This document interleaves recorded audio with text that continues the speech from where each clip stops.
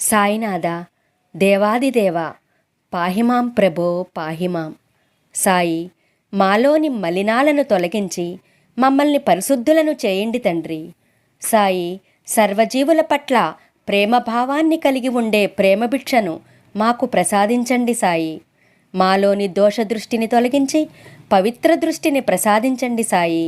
సాయి, నీ చేయి గట్టిగా పట్టుకోలేని అజ్ఞానులం, నీవే మా చేతిని గట్టిగా పట్టుకుని నీ మార్గంలో నడిపించు దేవా.